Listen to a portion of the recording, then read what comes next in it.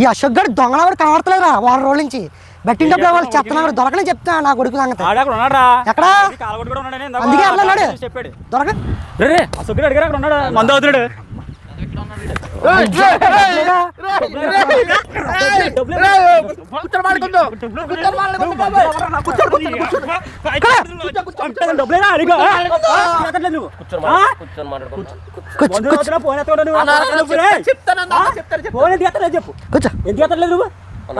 Phone రాకుండా 20,000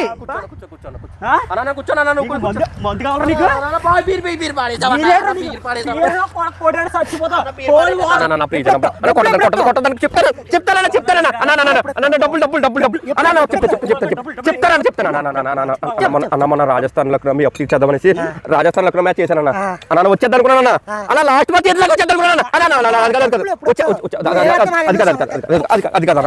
వచ్చేద్దాం అనుకున్నాను నిజంగా వడ్డీతో సహా ఇచ్చేద్దాం అనుకున్నాను అది కదా మ్యాచ్ ఇలా పోయింది ఇప్పుడు ఇంకొక 10,000 వస్తే ఇంకొక అన్న నాకు బుర్ర పనిచేయలేదు నాకు నిజంగా నిజంగా నిజంగా నిజంగా నాకు నాకు పోయింది కదా చెప్తాను అలా నీకు డబ్బులు ఇచ్చేద్దా తీసుకొచ్చి అనమని దగ్గర 5 రూపాయలు టిక్క తీసుకున్నాను అది కదా 5 రూపాయలు ఇప్పుడు 10 రూపాయలు డేస్ ఇస్తా అన్న నువ్వు ఒక 10,000 ఇవి 10,000 అది కాదు ఫైనల్ గా చెప్పింది కదా అన్న ప్రసాద్ అన్న ఉండనా అన్న నాకు లాస్ట్ అండ్ ఫైనల్ ఒక 20,000 ఇచ్చాను అనుకో 10 రూపాయల వడ్డీకి 10 రూపాయల వడ్డీకి కాదన్న మొత్తం వడ్డీకి వడ్డీ అన్నీ ఇచ్చేస్తాను అన్న బట్టి అన్న నేను ఇంకా ఏ పని చేయలేనా ఏ పని చేసామలేనా అన్న ఏమలేనా అన్న ఇచ్చేస్తారా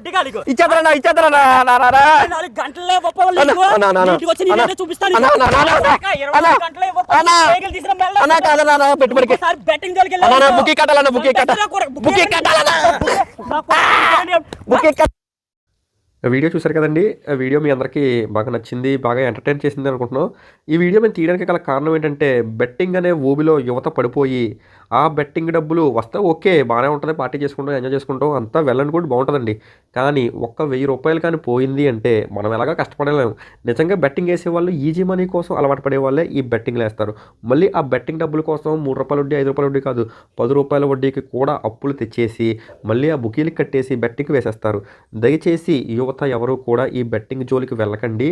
ఆన్లైన్ బెట్టింగ్లే కాదు మన ఇంటి దగ్గర జరిగే ఆఫ్లైన్ బెట్టింగ్లో ఈ బుకీల దగ్గర జరిగే బెట్టింగ్లకు కూడా యువత ముఖ్యంగా బెట్టింగ్ జోలికి వెళ్ళకండి. అంతేకాకుండా వడ్డీ వ్యాపారం చేసే వాళ్ళు ఎక్కువ వడ్డీకి ఆశపడి ఈ బెట్టింగ్ జోదగాళ్ళకి అధిక వడ్డీ వస్తుందని మాత్రం వీళ్ళకి ఇవ్వకండి. మీరు కూడా ప్రత్యక్షంగా ఈ బెట్టింగ్ని ఎంకరేజ్ చేసినట్టు అవుతుంది.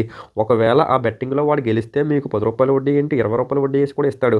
పొరపాటున డబ్బులు పోయినాయా మీ అసలు ₹1 రాదు, ఆడు ఏ సూసైడ్ చేసుకుని చచ్చిపోయాడు అనుకోండి కేసు మీ మీద కూడా వస్తుంది. దయచేసి మీరు కూడా ఇలాగ అధిక వడ్డీకి ఆశపడి ఎవరికి వడ్డీకి ఇవ్వద్దు. అసలు బెట్టింగ్ అనే జోలికి వెళ్ళొద్దు.